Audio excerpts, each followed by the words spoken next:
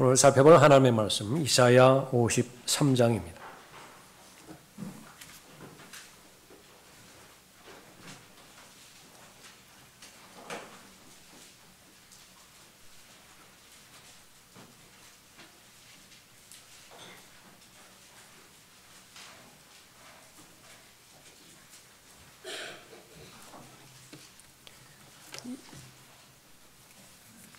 이사야 53장 10절부터 12절까지 받들어 읽겠습니다.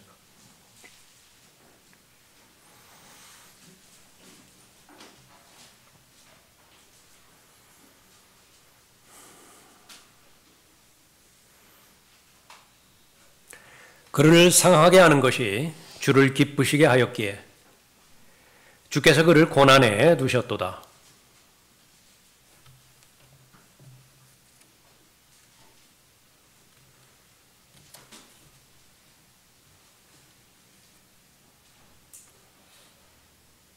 그를 상하게 하는 것이 주를 기쁘시게 하였기에 주께서 그를 고난에 두셨도다. 주께서 그의 혼을 속죄제물로 만드실 때 그가 자신의 씨를 보리니 그가 자신의 날들을 늘릴 것이요 주의 기쁨이 그의 손에서 번창하리라. 그가 자기 혼의 고통을 보고 만족하게 되리라. 나의 의로운 종이 자기의 지식으로 많은 사람을 의롭게 하리니 이는 그가 그들의 죄악을 담당할 것임이라. 그러므로 내가 위대한 자와 더불어 한 몫을 그에게 나누어 줄 것이며 그가 강한 자들과 더불어 탈취물을 나눌 것이니 이는 그가 자기의 혼을 부어 죽음에 이르게 하였으며 또 그는 범죄자들과 더불어 헤아림을 받았으나 그가 많은 사람들의 죄를 지며 범죄자들을 위하여 중보를 하였음이라. 네, 기도하겠습니다. 아버지 하나님, 오늘도 귀한 주의 만찬으로 모일 수 있도록 인도하여 주시고 마음을 다하여 사랑하는 하나님의 자녀들의 주님 주의 만찬에 대한 참여를 통하여 하나님을 영원롭게 해드렸습니다. 참여한 한 사람 한 사람의 마음의 상태와 또 영적인 여건들을 주님께서 잘 알고 계십니다. 또 은혜를 베푸시기 원하는 주님께서 필요한 은혜들을 믿음대로 나누어 주시고 삶의 모든 필요들을 채워주시며 문제들을 해결해 주시길 원합니다. 그 결과 더욱더 하나님을 사랑하며 다시 오실 예수 그리스도를 기다리는 소망이 더 확고해지고 견고해질 수 있도록 도우시고 복주시길 원합니다. 선포되는 말씀을 통하여 하나님께서 많이 주실 수 있는 믿음의 확신과 또 하나님께서 부여해 주시는 삶의 모든 필요들을 채워주시고 은혜 가운데 강건한 하나님의 자녀 되도록 인도해 주시길 원합니다. 저를 주님 손에 부탁드립니다. 성도들의 마음도 하나님께서 열어주십시오. 악의 세력이 시간 공격하지 못하도록 보호해 주십시오. 주 예수 그리스도 이름으로 기도드렸습니다.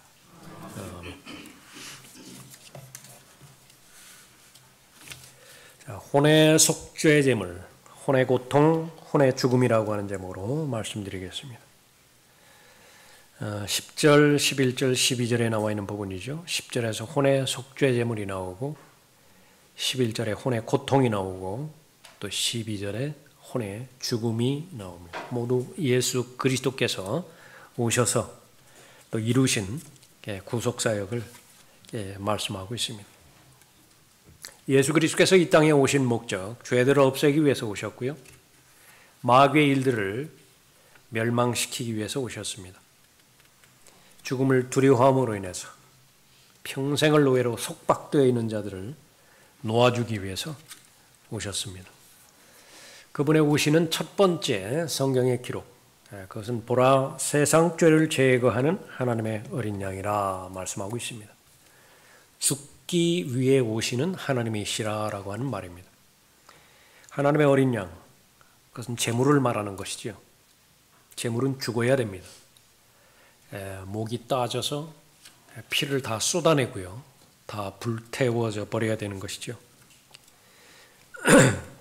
예수 그리스도는 그러한 목적으로 죽기 위해서 오셨지만은 그러나 유대인 포함해서 세상으로부터 거부당했습니다. 53장 1절에 보십시오. 우리의 전한 것을 누가 믿었으며 주의 팔이 누구에게 나타났느냐. 이는 그가 그 앞에서 연한 싹 같고 마른 땅에서 나온 뿌리같이 자랄 것이며 그는 모양도 우아함도 없으시니 우리가 볼 때에 그를 흠모할 아름다움도 없습니다. 그는 사람들에게서 멸시받고 거부되었으며 슬픔의 사람이요 질고에 익숙한 사람이라. 우리가 그의 얼굴을 그로부터 숨긴 것 같이 그는 멸시받았고 우리는 그를 존중하지 아니하였도다. 바로 모든 사람이 죄인이라고 하는 사실을 입증하는 것입니다. 모든 사람은 날 때부터 죄인입니다.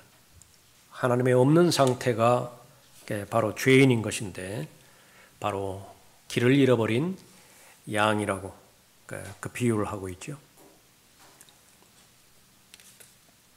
6절에 보면 우리는 모두 양같이 길을 잃어 각자 자기의 길로 돌이켰으나 주께서는 우리 모두의 죄악을 그에게 지우셨도다. 허물과 죄들 가운데 영이 죽어 있고요. 그런 상태로 이 세상에 태어난 모든 사람은 본성적으로 하나님을 대적하는 본능이 가지고 있고요. 또 본성적으로 이 세상의 풍조를 따르는 본능 가운데서 삶의 시작을 출발하게 되는 것입니다. 자신들의 눈에는 그것이 옳은 길 같다고요. 자신의 눈에는 그것이 이성적이고 합리적인 생산적인 길 같지만은 모든 것을 미리 아시는 하나님의 관점은 모두가 다 죽음의 길이고 또 사망의 길입니다. 불쌍히 여기셨고요. 죄인 한 사람 한 사람을 아끼시는 하나님께서 해결책을 내놓으셨습니다. 그것은 바로 그 양들이 죽어야 되는 죽음을 대신 죽게 하는 하나님의 어린 양, 대체하는 하나님의 어린 양을 보내주시는 것이죠. 그래서 오늘 본문에서 말씀하시는 것처럼 예수 그리스도는 모든 죄인을 위한 혼의 속죄제물이 되신 것이고 오신 목적대로 고난받는 종으로서 모든 고통을 감당하신 것입니다. 죽음에까지 내어주셨는데 십자가의 죽음에까지 순종하신 것이죠. 예수 그리스도는 바로 여러분의 구주가 되신 것입니다. 오늘 살펴볼 하나님의 말씀처럼 예수 그리스도는 혼의 속죄제물이 되셨습니다. 10절 보십시오. 그를 상하게 하는 것이 주를 기쁘시게 하였기에 주께서 그를 고난에 두셨도다. 주께서 그의 혼을 속죄제물로 만드실 때 그가 자신의 씨를 보리니 그가 자신의 날들을 늘릴 것이요 주의 기쁨이 그의 손에서 번창하리라. 하나님을 기쁘시게 하는 것이 바로 예수 그리스도를 상하게 하는 것이라 말씀하고 있습니다. 하나님께서는 여러 제사들을 율법으로 제정해 놓으셨죠. 그것은 죄 때문에 그렇습니다. 죄 문제를 해결할 방안을 마련하기 위해서 죄를 속죄하는 제사를 마련해 놓으셨는데 한 가지가 아니에요. 아주 여러 가지입니다.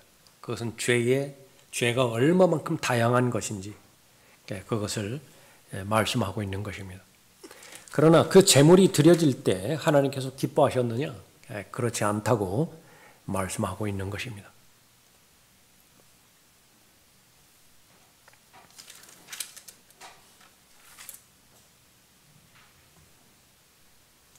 그러나 이 희생 제물들로 인하여 해마다 죄들을 다시 기억나게 하였나니 이는 황소들과 염소들의 피로는 죄들을 제거하는 것이 불가능하기 때문이라.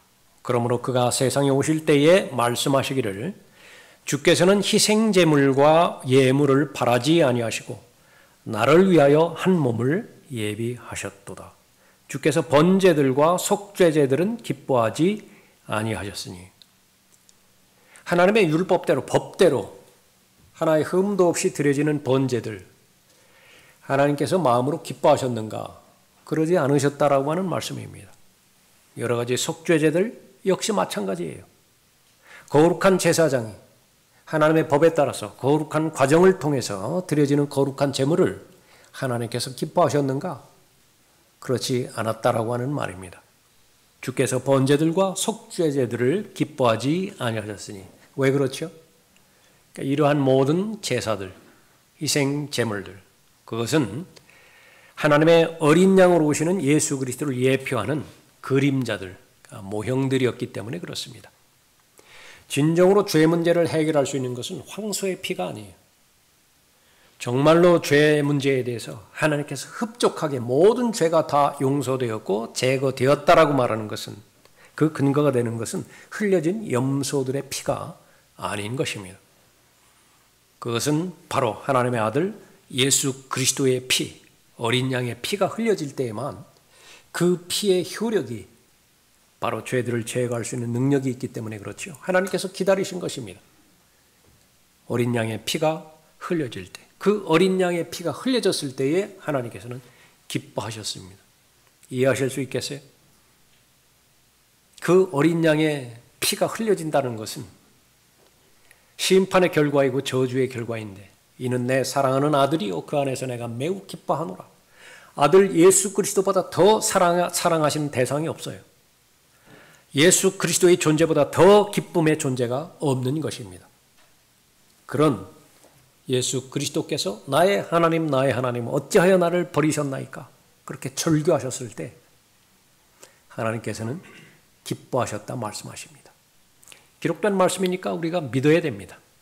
그것이 하나님의 진실된 마음인 것입니다. 그때 내가 말씀드리기를 오 하나님이여 보소서, 두루마리 책에 나에 관하여 기록된 것과 같이 주의 뜻을 행하려고 내가 왔나이다 하였노라.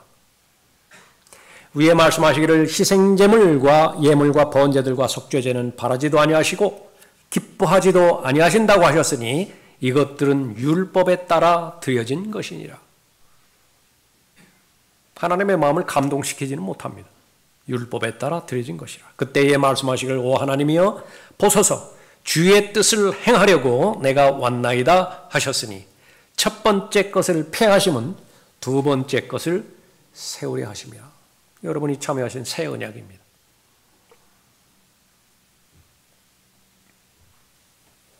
예수 그리스도 혼의 속죄제물로 바쳐지신 것입니다. 그를 상하게 하는 것이 주를 기쁘시게 하였기에 주께서 그를 고난에 두셨도다. 주께서 그의 혼을 속죄제물로 만드실 때 그가 자신의 씨를 보리니 그가 자신의 날들을 늘릴 것이요 주의 기쁨이 그의 손에서 번창하리라. 한 알에 밀로 오셨죠. 심겨지지 않으면, 썩어지지 않으면 많은 열매를 거둘 방법이 없습니다. 부활의 첫날을 경험해서 우리가 하나님 앞에 경배드리고 있는데 죽음이 없다면 부활은 있을 수가 없습니다. 바로 예수 그리스도는 혼의 속죄제물로 오셨던 것입니다. 첫 번째 사람이 하나님 앞에 범죄했을 때 하나님의 온통 관심사항은 이 죄 문제를 어떻게 해결할 것인가, 죄 짓기 이전의 상태로 어떻게 돌릴 수 있는 것인가, 그것이 하나님의 마음이었습니다. 그것은 희생제사를 통해서 해결하는 것이었습니다. 성경에 기록된 희생제사와 관련돼서 제일 먼저 등장한 것은 바로 죽임당한 동물이 있었다는 사실입니다. 첫 번째 사람이 하나님 앞에 범죄했을 때 그 죄 문제를 해결하기 위해서 자신의 노력, 자기 의에 해당하는 무화과나무 잎으로 수치스러운 것 가렸죠. 그렇다고 해서 그 죄 문제가 해결되는 것은 아닙니다. 하나님 앞에 수치스럽고 가증스러운 문제가 해결되는 것은 아니에요. 그것은 하나님의 방법으로 해결돼야 되는 것인데 그것은 피를 통해서만이 해결될 수 있습니다.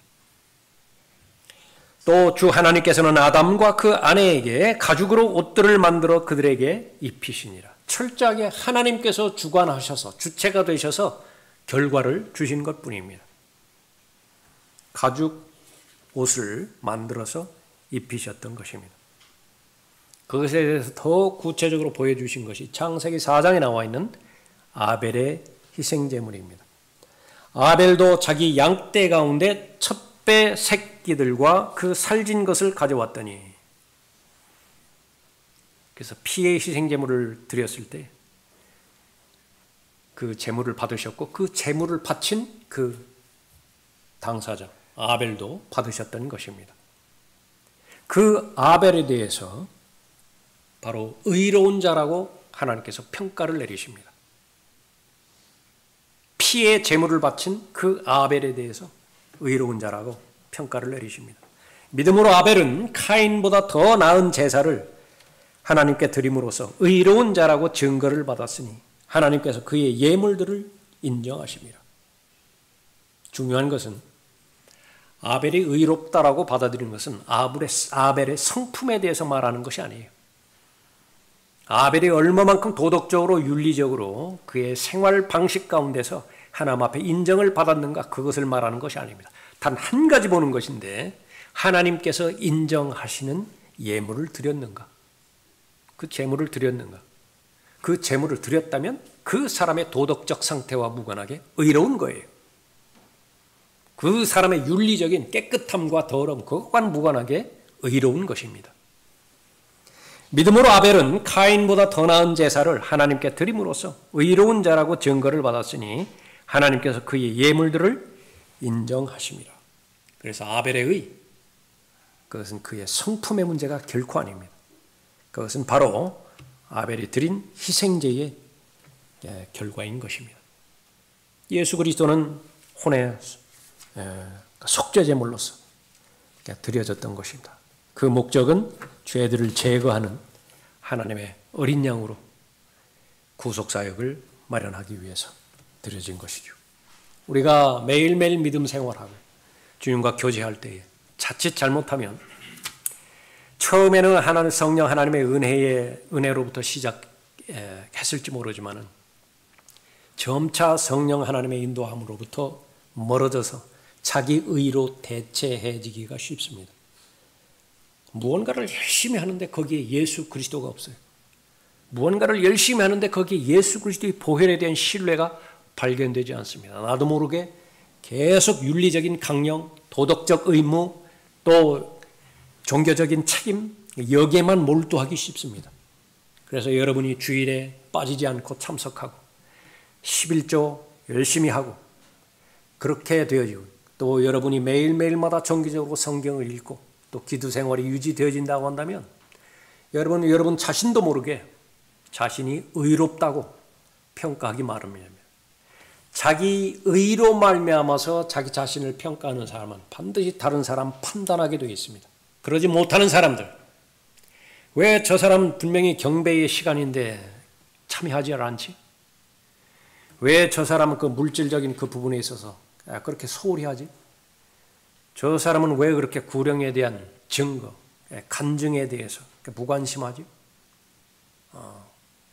그것이 바로 하나님께서 맡겨주신 하나님의 자녀 한 사람 한 사람을 그리스도의 충만하심에 장성한 분량에 이르기까지 잘 지도하고 돕고 세워줄 그런 아름답고 좋은 동기에서 행해진다라고 한다면 그것은 권면할 일이지만은요, 이미 자기도 모르는 사이에 자기 의로 꽉 차서 그렇게 판단하는 그런 부분이라도 간다면 다시 예수 그리스도의 보혈로 돌아가야 됩니다. 여러분의 삶 가운데서 예수 그리스도께서 배제되어 있다 한다면 그 종교는 카인의 종교예요. 악한 것입니다. 예수 그리스도의 은혜로 말미암아서 구원받고 그 은혜가 아니면 자신의 삶이 설명되지 않는 바울의 끊임없는 고백은 십자가만을 전파하겠다라는 것이고 십자가만을 알겠다라고 하는 것이며 십자가만을 자랑하겠다라고 하는 것입니다. 자신의 어떤 설교에도 어떤 성경 가르침에도 어떤 성도와의 교제 가운데서도 어떤 영적인 전쟁에서 전투를 치는 데 있어서 예수 그리스도를 배제시키지 않는 것입니다. 그것은 바로 살아있는 믿음이고 하나님께서 기뻐하시는 믿음입니다. 믿음의 창시자의 완성자이신 예수 그리스도이십니다. 예수 그리스도는 두 번째로 혼의 고통을 당하셨습니다. 11절 보십시오. 그가 자기 혼의 고통을 보고 만족하게 되리라. 나의 의로운 종이 자기의 지식으로 많은 사람을 의롭게 하리니 이는 그가 그들의 죄악을 담당할 것입니다. 예수 그리스도의 희생, 그것은 1차적으로 형벌로부터 시작됩니다. 사람은 영과 혼과 몸으로 이루어져 있죠. 몸의 고통, 가장 극한 고통이 바로 십자가의 고통인 것입니다. 매달아 놨는데 사흘이 돼도 죽지 않는 사형수도 있습니다. 죽어야 되는데 계속 의식이 깨어 있어요. 얼마나 고통스럽습니까? 그것이 바로 저주의 죽음, 나무에 달린 죽음으로 말하는 것입니다. 그리스도께서 우리를 위하여 저주가 되셔서 율법의 저주로부터 우리를 구속하셨으니 기록되기를 나무에 매달린 자는 누구나 저주받은 자라고 하였느니라. 이 혼의 고통을 시작으로 해서 이루어 놓으신 완성된 구원, 거기에는 바로 대속적인 희생이 있습니다. 내가 마땅히 받아야 되는 형벌이죠. 내가 마땅히 받아야 되는 심판이고 내가 마땅히 받아야 되는 저주인데 엉뚱한 사람이 받은 거예요. 그 나무에 달려서 그 고통을 받아야 되는 것은 바라바 자신이라고요. 그건 바라바 자신도 인정하는 것이고 그것을 지켜보았던 모든 백성들도 마찬가지예요. 그건 죽어야 마땅한 죄인입니다.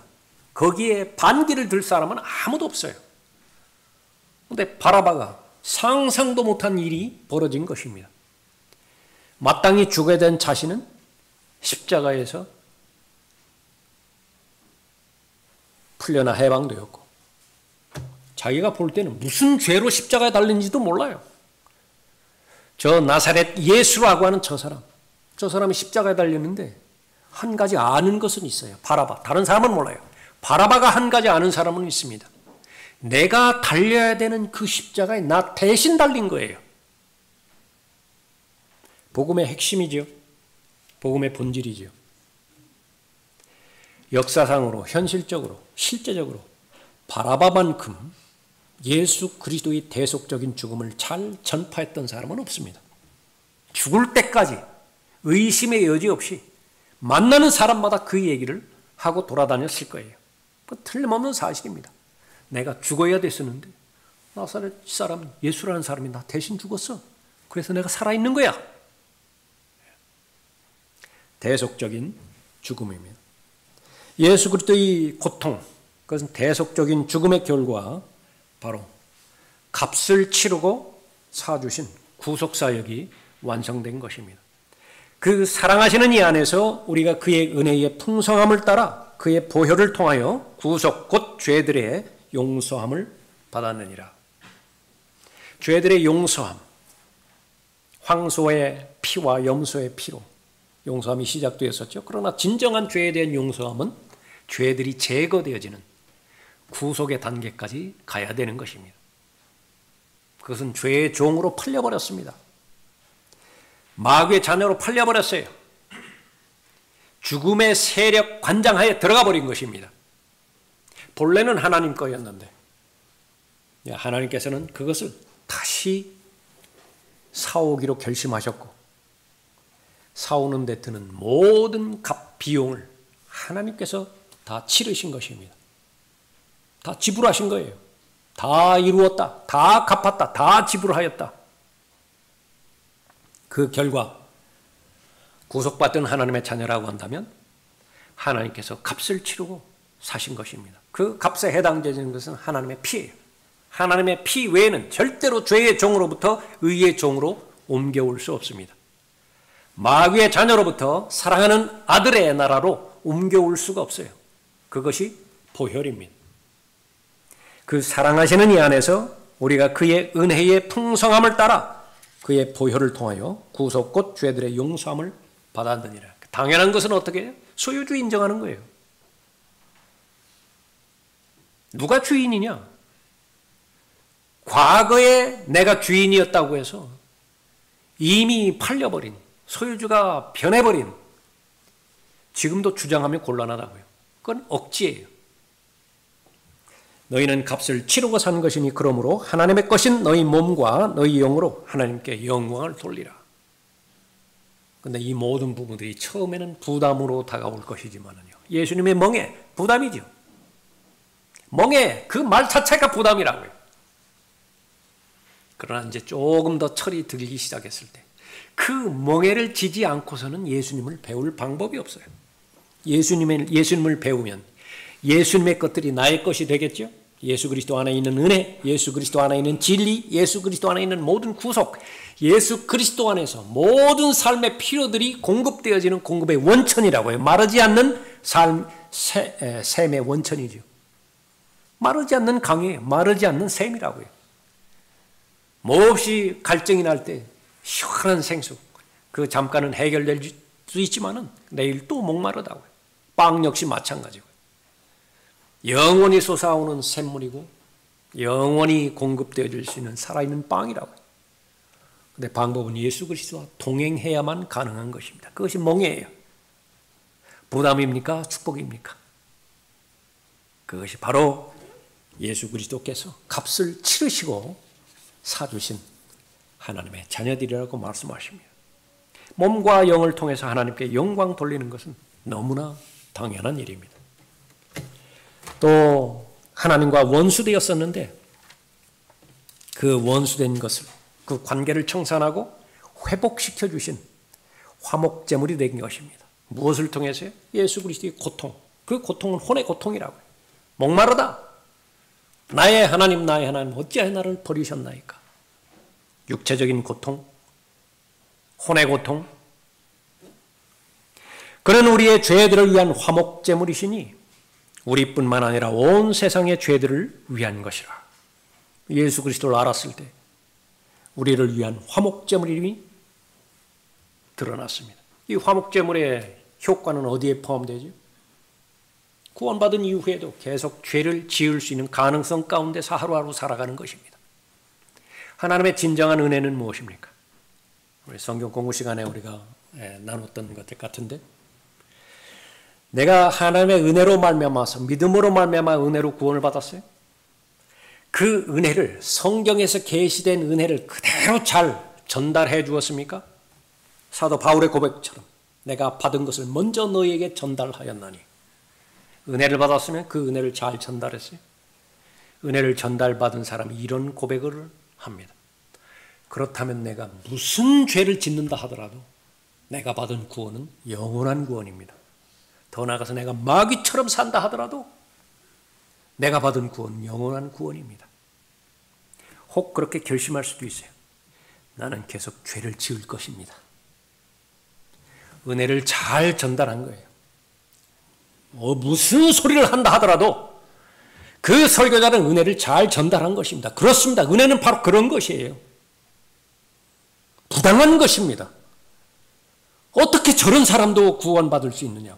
어떻게 저런 짓을 하고서도 그리스도인이라고 하나님의 자녀라고 말할 수 있느냐고. 사람들은 그렇게 평가할지 모르지만 하나님께서는 아니에요. 그래도 하나님의 자녀예요. 하나님께서는 재물만 바라보십니다. 아벨의 성품이 어떤 성품이냐? 아벨의 삶의 방식이 어떤 방식이냐? 그거는 하나님의 관점에 없습니다. 하나님께서 원하시는 재물을 하나님 앞에 드렸던 것인가? 예수 그리스도라고 하는 화목제물이 바쳐졌다라고 한다면 그 화목제물은 영원토록 효력을 발휘를 하는 것입니다. 우리에게 변호인이 있다고 말씀하시죠. 그 갈보리 십자가로 가서 흘려주신 예수 그리스도의 보혈의 공로 의지에서 내가 내 지은 죄를 자백하면 화목제물이 이미 하나님 앞에 드려졌기 때문에 하나님과의 교제, 그것은 죄 짓기 이전의 상태로 돌아가는 거예요. 나는 양심의 가책이 있습니다. 벌써 4번째 자백하는 거예요. 다음번에 한 번 하면 5번째 고백이에요. 그런데 그것을 시간이 지난 다음에 살펴봤더니 70번씩 7번? 그것은 약과예요. 셀 수가 없습니다. 도대체. 그럼에도 상관이 없어요. 화목제물로 드려주셨기 때문에 하나님과의 교제 가운데서는 하나님께서는 단 한 번도 죄를 짓지 않은 것처럼 그렇게 봐주시는 것입니다. 그것이 제물의 공로인 것입니다. 그것을 하나님의 사랑이라고 표현하십니다. 하나님의 사랑은 무엇이냐? 사람들이 생각하는 것처럼 뜨거운 열정이 시작이 돼서 동기가 되어서 온통 그 사람으로 내 삶이 점유가 되어지고 다른 것은 할 수도 없을 정도로 열정적이고 그런 거지만 그런 것들은 하나님의 말씀에 계시된 사랑과는 아무 상관이 없습니다.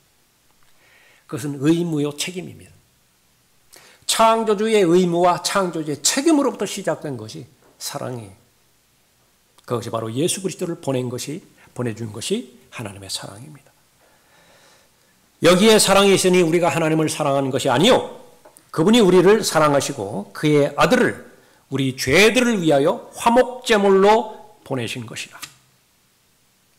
화목제물에 드려진 결과 하나님의 사랑의 표현이 우리에게까지 전달되었고 그 하나님의 사랑을 받은 모든 죄인은 그 마땅한 반응을 하나님 앞에 드린 것이죠.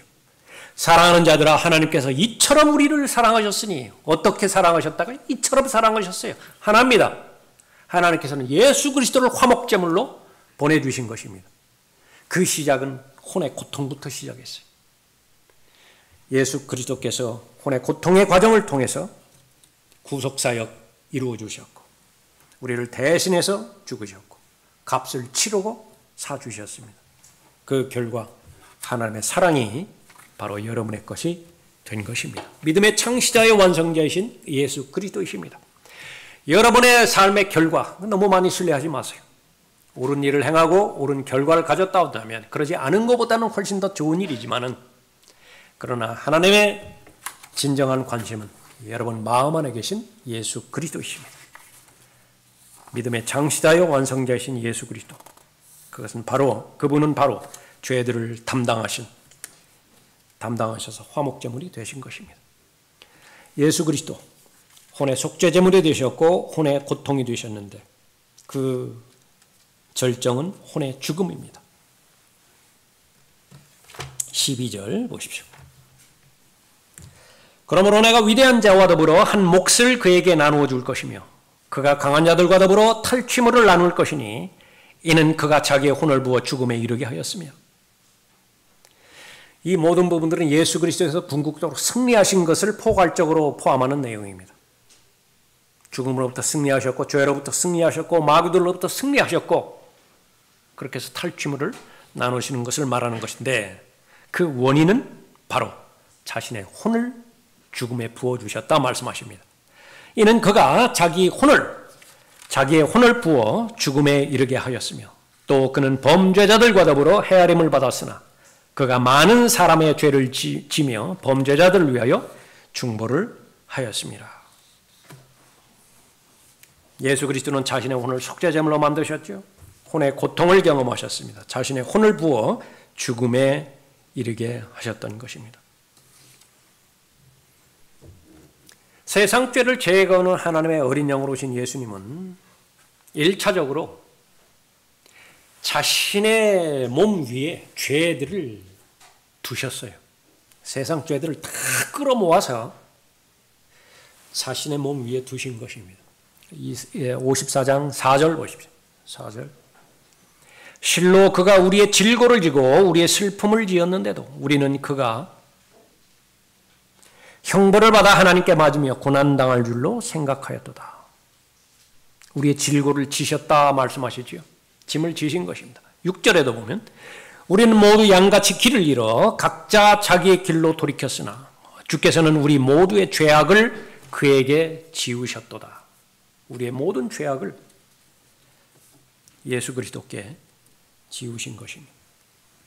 그뿐만 아니라 베드로전서 2장 24절에 보면 예수 그리스도 안에다도 죄들을 두셨어요.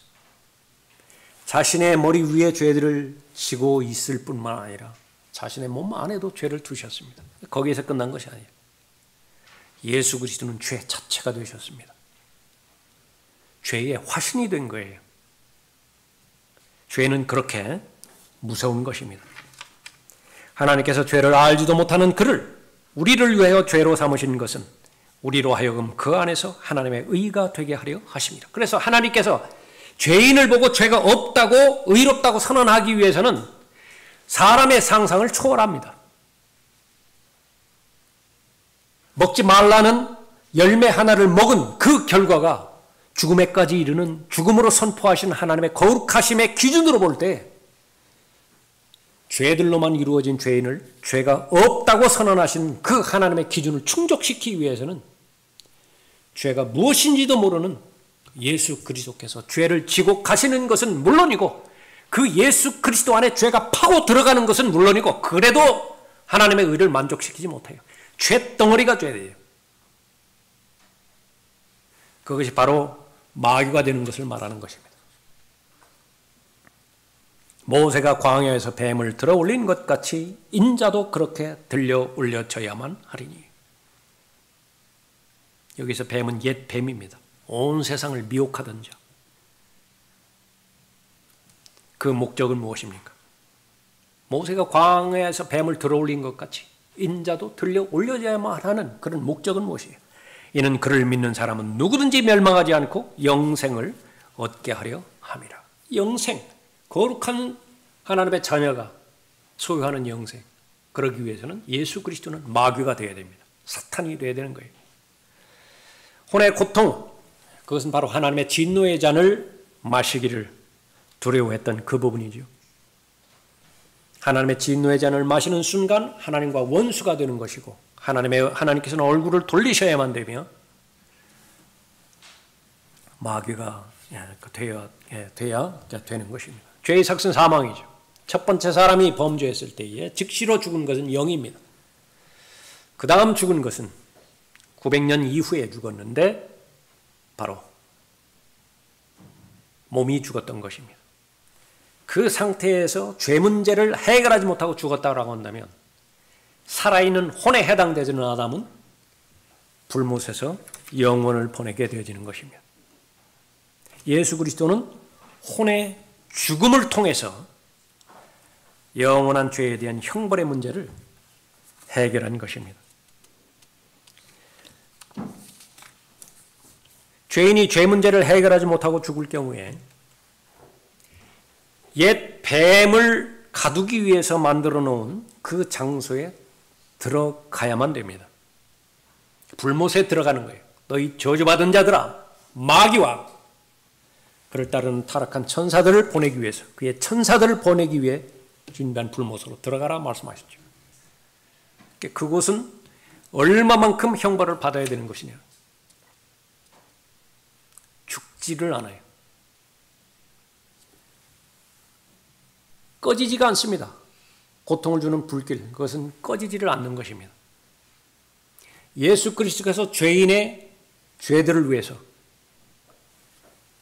십자가 달려 하나님의 심판과 저주를 받으셨죠.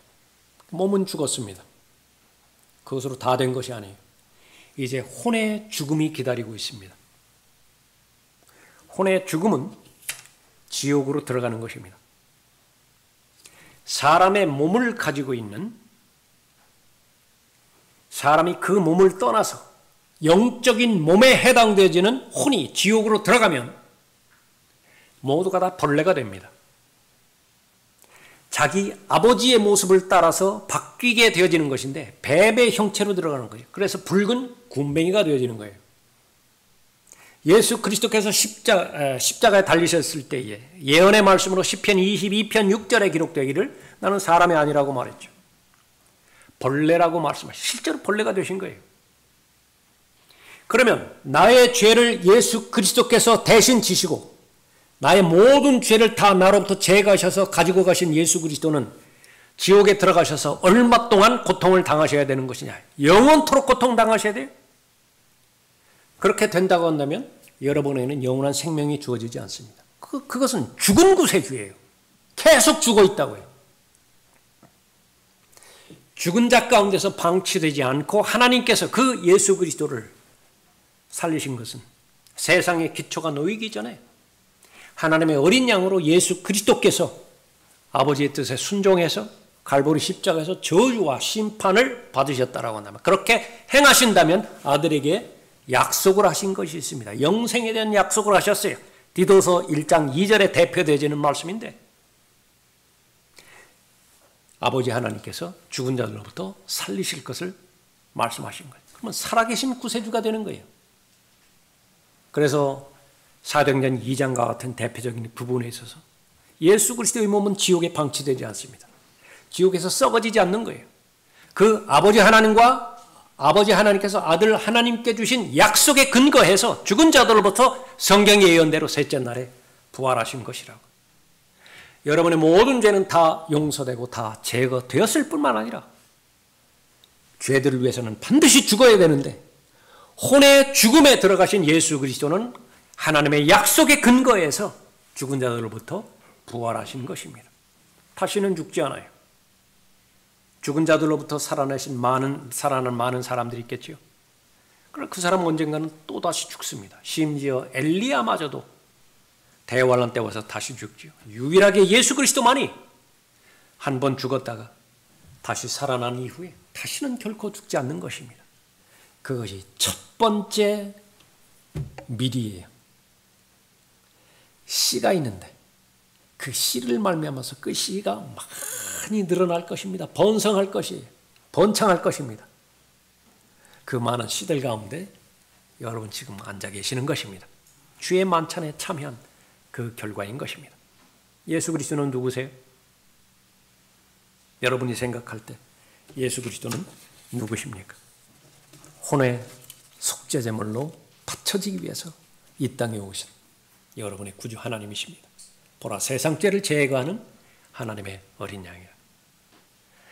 그것은 말의 한마디 선언으로 되어지는 것이 아니라 죄가 갖고 오는 모든 고통을 다 경험해야 됩니다. 혼의 고통을 다 경험하셔야 됐어요. 예수 그리스도는 벌레가 되셨는데 그 벌레로부터 다시 하나님께서 원상복구해 주신 분이 부활체예요. 부활하신 예수 그리스도의 몸인 것입니다. 바로 혼의 죽음에까지 넘겨주셨던 그분을 빌립보서 2장에 의하면 가장 높여주셨죠. 그런데 모두가 다 예수 그리스도를 영접하면 그리스도 안에 들어있습니다. 예수 그리스도가 가장 높아지면 높아질수록 자동적으로 구원받은 하나님의 자녀들도 높아지는 것입니다. 믿을 수 있겠습니까? 느껴지는 것과 상관이 없습니다. 여러분의 감정과 정서와 상관이 없어요. 믿든 믿지 않든 기록된 하나님의 말씀입니다. 기록된 하나님의 말씀은 변하지 않습니다. 얼마만큼 변하지 않는 것이냐? 하나님이 죽어야 변합니다.